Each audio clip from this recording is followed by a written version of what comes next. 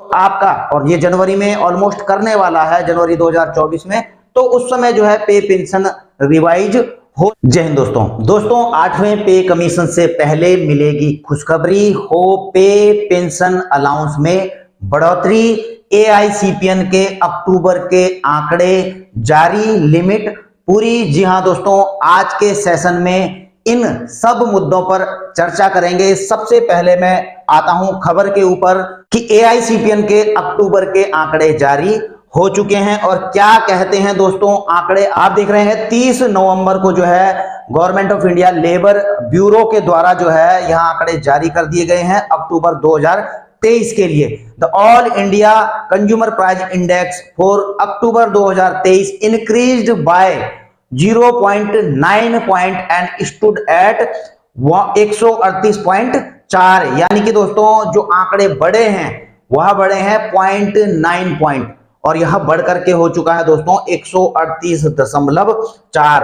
अब इसका आपके जो है डीए और डीआर पर क्या प्रभाव पड़ने वाला है, जो कि आपको जनवरी से लागू होगा, तो इस पर मैं जो है कैलकुलेशन के माध्यम से, जो है कैलकुलेटर के माध्यम से आपको क्लियर बताता हूं। देखिए दोस्तों, यह मैंने पहले ही लिख दिया है इसमें, अक्टूबर 2023 में अब जो है आपके एआईसीपीएल के आंकड़े हो चुके हैं 138.4। यानी कि जो आपका डीए और डीआर है केंद्रीय कर्मचारियों और पेंशन भोगियों का 49% तक पहुंच चुका है इस आंकड़े के अनुसार।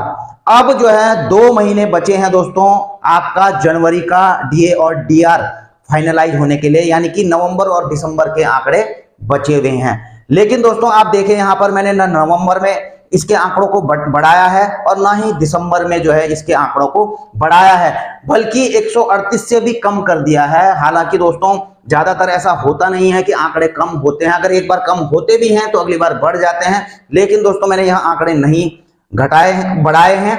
आप देख रहे हैं 138.4 तो अभी है, लेकिन मैंने इसको स्थिर रखा है कम करके 138 पर। नवंबर में 138 पर रखा है, तो 49.49% डीएडीआर पर यह ले जा रहा है। और दिसंबर में भी दोस्तों अगर कोई भी आपका एआईसीपीएन के जो आंकड़े हैं उनमें वृद्धि नहीं होती है, 138 ही पॉइंट रहता है, तब भी जो है आपका डीए और डीआर जो है 50% को क्रॉस करता है। और दोस्तों डीए और डीआर का 50% क्रॉस करना आपके पे और पेंशन में बड़ी वृद्धि ला सकता है। न केवल डीए डीआर बढ़ेगा, बल्कि आपके अलाउंसेज और आपकी पे में भी जो है वृद्धि हो सकती है। वो कैसे हो सकती है दोस्तों, मैं आपको इस पर पूरा विश्लेषण करके बताता हूं। जी हाँ दोस्तों, what happens if DA crosses 50%, क्या डीए मर्जर हो जाएगा या फिर 8वां पे कमीशन। जी हाँ दोस्तों, इस पर कई चीजें निकल करके आ रही हैं कि जैसा कि आपको पता ही है कि पिछले 3 पे कमीशनों ने,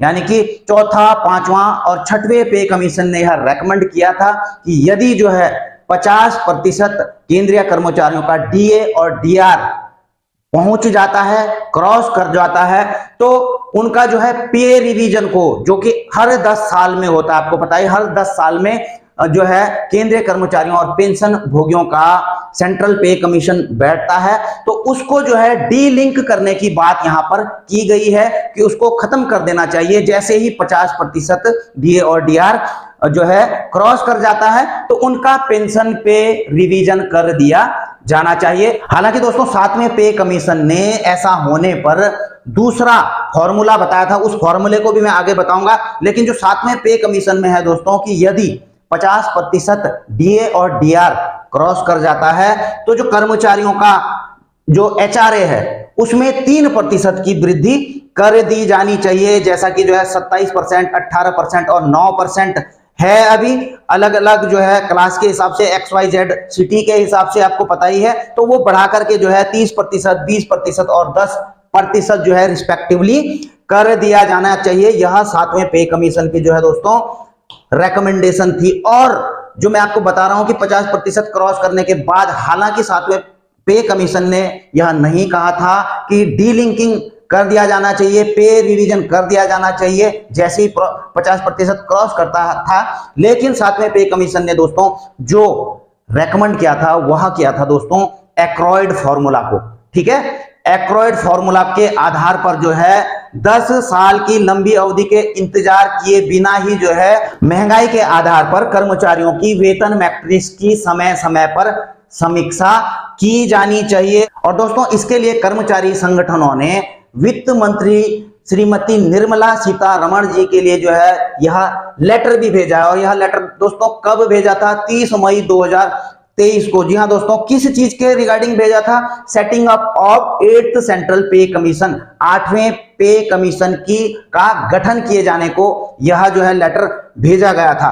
और दोस्तों इसमें जो है उनकी तरफ से कहा गया था कि पिछले 70 सालों में जो है जो कर्मचारी हैं उनका हर पे कमीशन में बहुत ही कम वृद्धि की गई है। और दूसरे पॉइंट में इन्होंने मांग की थी दोस्तों कि जैसा कि 7वें पे कमीशन की रिपोर्ट जो है फरवरी 2017 में सबमिट की गई थी, और जबकि जो है इसका इम्प्लीमेंटेशन जो है जुलाई और अगस्त 2017 से किया गया, जबकि यह लागू जो है 1 जनवरी 2016 से था। लेकिन 1.5 साल लग गए, 1.5 साल से भी ज्यादा लग गए इसको लागू करने में। इसलिए मांग की गई है कि जो 8वां पे कमीशन है उसको अभी यानी कि समय से जो है गठित कर दिया जाना चाहिए, ताकि जो है 1 जनवरी 2026 से तुरंत इसको जो है लागू कर दिया जाए। इन्होंने यह भी मांग की है कि डीए और डीआर के बढ़ जाने से जो है कर्मचारियों और पेंशनर्स को जो है उतना रिलीफ नहीं मिलता है जितना कि उनको मिलना चाहिए। 7th पे कमीशन ने भी जो है जो मिनिमम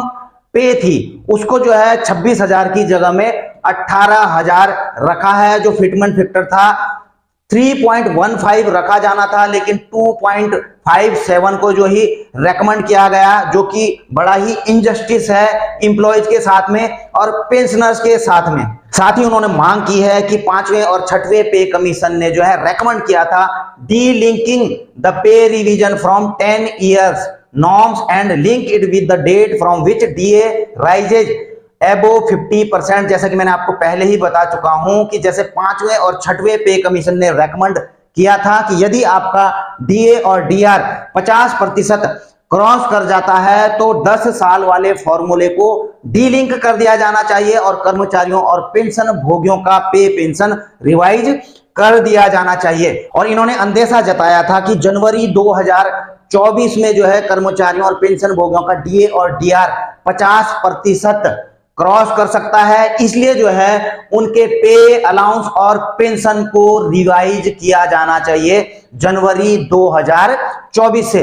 और अगली मांग यह भी है कि पे कमीशन अपनी रिपोर्ट सबमिट करने में तकरीबन 2 साल का समय ले लेती है, इसलिए जो है 8वें पे कमीशन को भी अभी से गठित कर दिया जाना चाहिए। और 1 जनवरी 2024 से केंद्रीय कर्मचारियों और पेंशन भोगियों का पे और पेंशन रिवाइज करके उनको अंतरिम राहत दी जानी चाहिए, ताकि उनको जो है इन्फ्लेशन में कोई लॉस ना हो। अब दोस्तों संभावनाएं क्या आती हैं निकल करके, जो मैं एक एनालाइज कर रहा हूं। हालांकि दोस्तों 8वें पे कमीशन को गठित करने को लेकर के सरकार की तरफ से अभी तक कोई भी स्टेटमेंट नहीं आई है, लेकिन दोस्तों अब 2024 आने वाला है। 50% डीए और डीआर आपका जो है जनवरी से होने वाला है। संभावित ही कहेंगे, अभी कंफर्म नहीं कहेंगे, क्योंकि अभी नवंबर और दिसंबर के आंकड़े आना बाकी हैं। लेकिन दोस्तों संभावना पूरी है कि 50% आपका डीए और डीआर हो जाए। और 2024 में दोस्तों बड़ी चीजें होने वाली है, आपको पता ही है, लोकसभा के चुनाव हैं, आम चुनाव उस समय होंगे, और उस समय जो है कर्मचारी संगठन जो है इस चीज को लेकर जरूर जो है सरकार से मांग उठाएंगे, सरकार पर दबाव देंगे 8वें पे कमीशन को लेकर के, उसको गठित करने को लेकर के, और जो 50% जो आपका डीए डीआर यहाँ पर कर्मचारियों और पेंशन भोगियों का पे पेंशन रिवाइज करने के लिए। और दोस्तों हो सकता है कि इस दौरान जो है गवर्नमेंट कुछ अनाउंस भी कर सकती है। अब कैसे अनाउंस कर सकती है दोस्तों, क्या अनाउंस कर सकती है? एक तो मांग क्या है दोस्तों, डीलिंकिंग पे रिवीजन 10 years, जो जैसा कि हर साल में जो हर 10 साल में आपका पे कमीशन बैठता है, तो हो सकता है दोस्तों उसको डी लिंक कर दिया जाए। जैसे ही 50% क्रॉस किया तो आपका, और ये जनवरी में ऑलमोस्ट करने वाला है, जनवरी 2024 में, तो उस समय जो है पे पेंशन रिवाइज हो सकता है, इसका अनाउंसमेंट किया जा सकता है, कमेटी गठित की जा सकती है। दूसरा दोस्तों क्या हो सकता है, 50% डीए और डीआर को जो है पे और पेंशन के साथ मर्ज भी किया जा सकता है। और अगला दोस्तों अप्लाई एक्रोइड फॉर्मूला, जैसा कि 7वें पे कमीशन ने जो है रेकमेंड किया था एक्रोइड फॉर्मूला को लेकर के कि महंगाई और कॉस्ट ऑफ लिविंग के आधार पर जो है कर्मचारियों और पेंशन भोगियों का पे पेंशन रिवाइज कर दिया जाए। और अगली क्या संभावना है दोस्तों, एचआरए, जैसे कि बता ही चुके हैं कि अगर 50% क्रॉस करता है डीआर तो एचआरए जो है 3% की वृद्धि उसमें हो सकती है। और पांचवा दोस्तों 8वें पे कमीशन के गठन की भी सरकार घोषणा कर सकती है। तो दोस्तों यह तो था मेरा विश्लेषण, आपकी राय इसमें क्या है? जी हाँ दोस्तों, कमेंट बॉक्स में कमेंट करके जरूर बताना। इसी के साथ अपनी वीडियो यहीं पर समाप्त करता हूं। जल्द मिलेंगे नई वीडियो में नई जानकारी के साथ। जय हिंद, वंदे मातरम।